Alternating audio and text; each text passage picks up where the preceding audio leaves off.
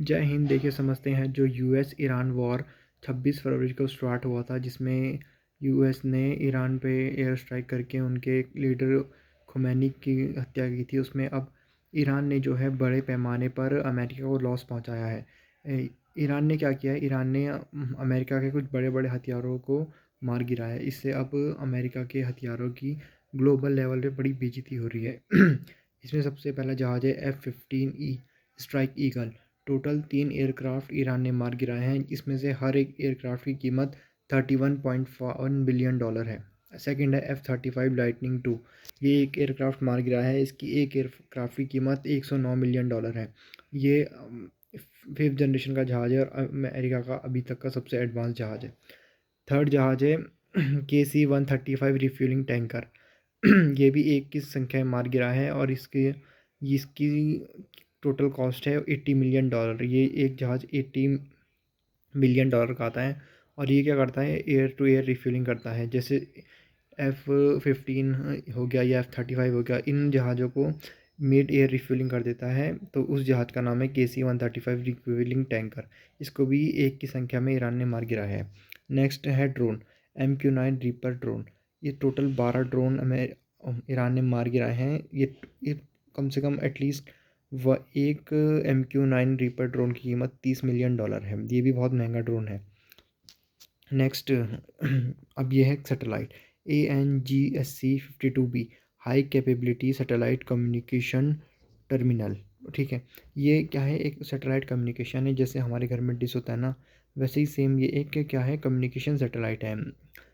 ये क्या करता है, मतलब किसी भी एरियल थ्रेट जैसे मिसाइल, कोई एयरक्राफ्ट कैरियर या कोई ड्रोन को देखने में और उसको आइडेंटिफाई करने में मदद करता है। इसको भी ईरान ने मार गिराया है और इसको भी ईरान ने तबाह कर दिया है। और ये satellite communication terminal total approximately $20 million का है। तो इस वॉर में अगर इकोनॉमिकली देखा जाए तो यूएस को बहुत ज़्यादा लॉस हुआ है in comparison to Iran. Next, third air defence ये अमेरिका का अब तक का सबसे बेहतरीन डिफेंस सिस्टम था। इसकी कॉस्ट लगभग 300 से $500 मिलियन के बीच में है और ये अमेरिका का तो बहुत अच्छा एयर डिफेंस था। बट इसको भी क्या करा है, इसको भी ईरान की मिसाइलों ने हिट किया है और ये भी अब किसी काम का नहीं रहा है। तो अमेरिका का इकोनॉमिकली लॉस बहुत हो गया है। अब जो ऑनगोइंग कॉन्फ्लिक्ट अभी चल रहा है, इसमें देखते हैं कौन कितना खर्च कर रहा है।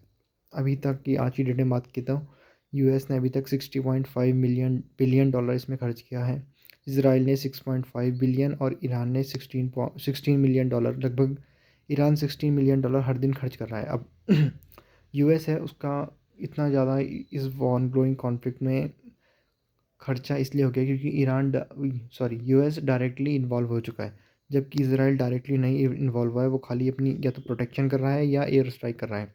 ईरान केवल अपनी छोटी मिसाइलों का प्रयोग कर रहा है, उसके बाद बड़े कोई हथियार नहीं है, इसलिए ईरान का खर्चा भी कम है। अब देखते हैं यूएस का जो खर्चा है। यूएस का खर्चा ज़्यादा इसलिए क्योंकि यूएस जो है अपने हाई ग्रेड वेपन्स को यूज़ कर रहा है। अपनी लगभग लेटेस्ट टेक्नोलॉजी से F-35 reaper drone, third air defence system, तो ये सब यूज़ करने से वो क्या कर रहा है, अपने हाई और टॉप वेपन्स को यूज़ कर रहा है। इसराइल का खर्चा $6.5 बिलियन इसलिए हुआ है क्योंकि इसराइल या तो मेनली अपने एयर डिफेंस में लगाए या फिर वो एयर स्ट्राइक कर रहा है, इसीलिए उसका खर्चा कम है। ईरान का खर्चा सबसे कम इसलिए है क्योंकि ईरान जो वेपन्स यूज़ कर रहा है वो बहुत लो कॉस्ट के क्या है वेपन्स है, मेनली तो short types of missiles and different types of drones, mainly drones का यूज़ कर रहा है, इसलिए उसके पास भी खर्चा कम है। अब जो ईरान है वो दूसरा, उसके पास एक जोग्राफिकल एडवांटेज है यूएस और इसराइल के मुकाबले।